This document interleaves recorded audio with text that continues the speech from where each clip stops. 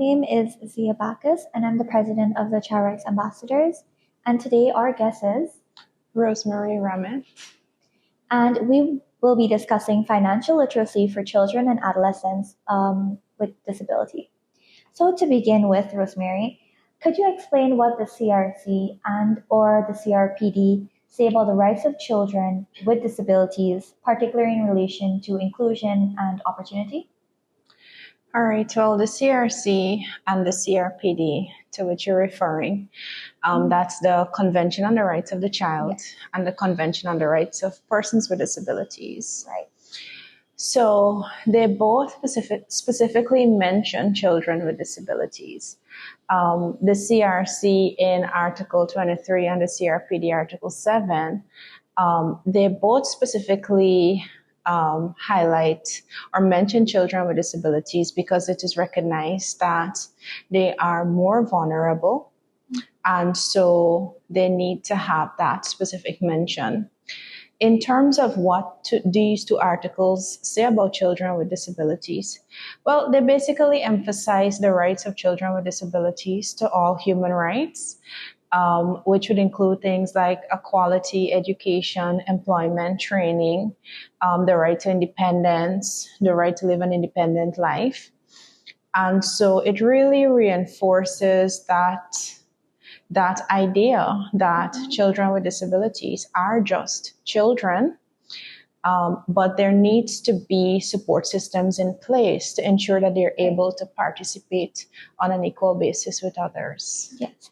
And when we speak about those rights, like why is financial literacy important for all children, and especially those with disabilities? Well, to contextualize it a bit, when we look at Guyana, we see that there are many, I would say, economic opportunities. Now, more than ever, we have more educational opportunities for persons with disabilities. There are more opportunities for training. There are more opportunities for employment. And so we're coming from a place where people with disabilities, whether adolescent or adult, never had access to finances the way they do now. There was never access to jobs, and there was never equal access to education. And so we've made that shift where people with disabilities are now able to participate. They're able to participate meaningfully in society. They have access to opportunities now. And so we really have to fill that gap in knowledge when it comes to things like money management and financial literacy, because, people with disabilities are, I would say, they're used to living in poverty, being unemployed and these kinds of things. And so now that they're having all of these opportunities, we need to teach them how to be able to utilize things like finances to be able to benefit their lives instead of just using it to maybe, get immediate wants and things like that, so that, we can build that sustainable livelihood for children and adolescents. And you'd mentioned money management skills. So what are some of the key financial skills that young people should learn at an early age?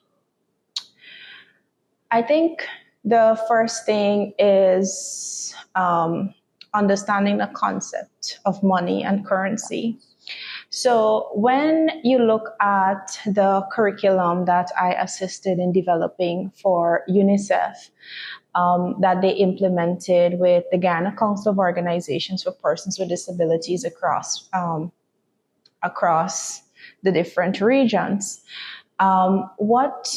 what I tried to emphasize in the curriculum was really getting young people with disabilities to understand the concept of money.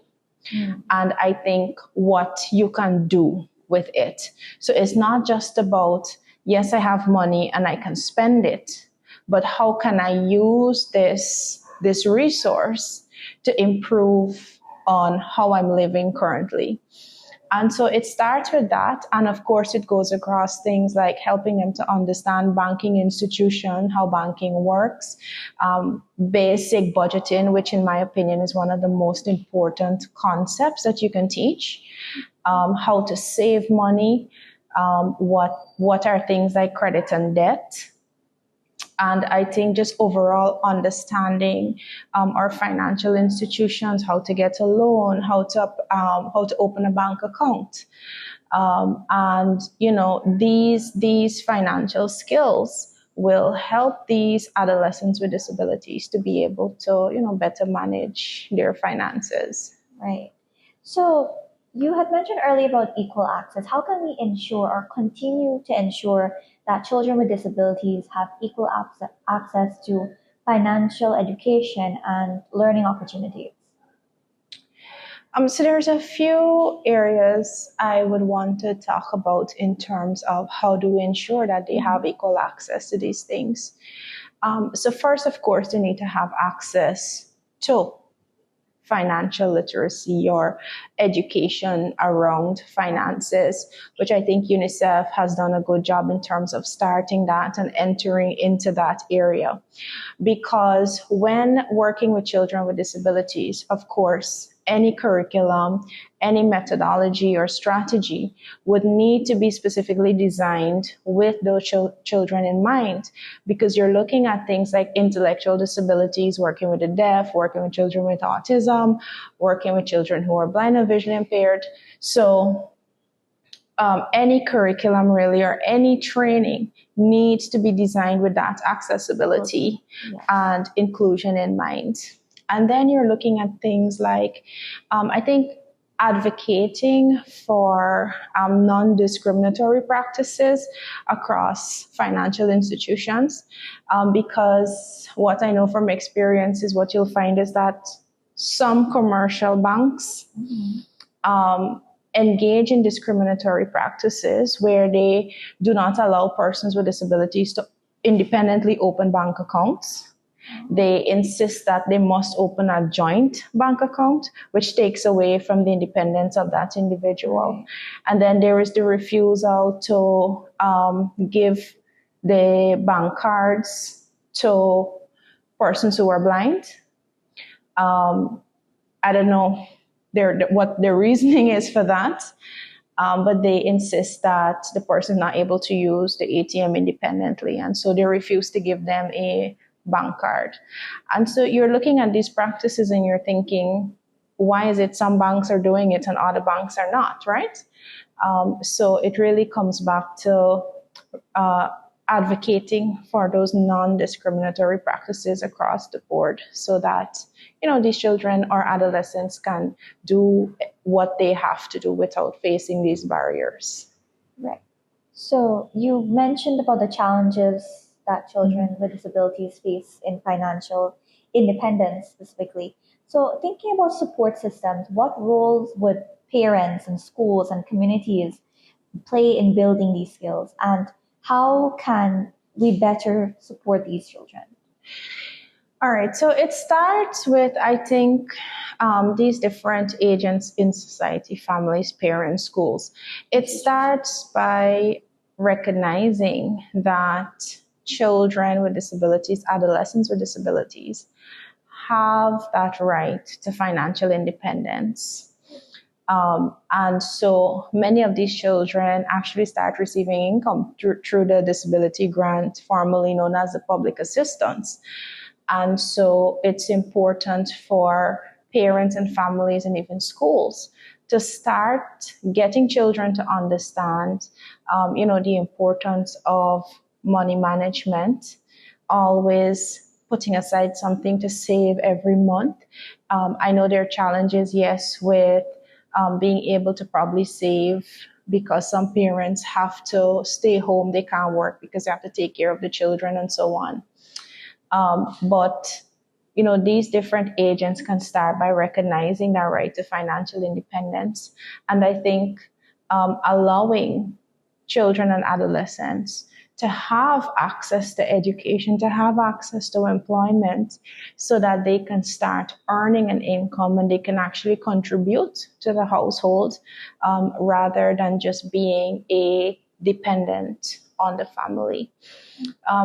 In schools, when I used to go to school, they had this, I can't remember the name, but we had our bank book in school. And, you take your money and you save it and so on.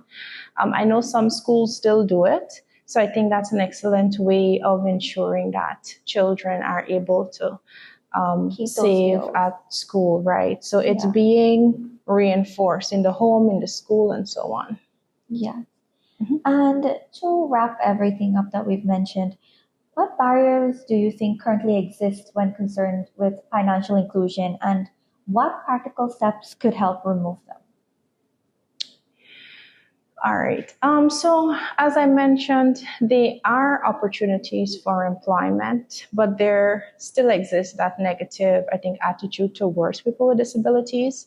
Mm-hmm. And you might find it in certain areas of the private sector where they might see people with disabilities as a liability and not an asset to their business. And so you find a concentration of persons with disabilities in certain job areas because those are the areas in which they have maybe minimal barriers. And so those kinds of barriers still exist. And I think in homes where individuals are dependent on family members for different things like transportation, maybe food, shelter, and so on, in some families, they might feel entitled to the individual's income or finances. And so you might find that there's always that conflict in the family in terms of that person having ownership over their own money and deciding what to do with it. The family may feel like they know best. And so they might feel like they are responsible for telling the person what they need to do with their money and so on. So it really starts to minimize those barriers. It really starts with education, and I think allowing children and adolescents, again, that independence to make their own decisions, and to be able to, gain those skills independently. Okay. Yeah. So we've basically touched on all the key points, the importance, challenges, and how can we, in the future, include and have inclusivity for equal access for those, especially living with disabilities. So thank you so much. Would you like to add anything when concerning on this topic, or to add to children with disabilities?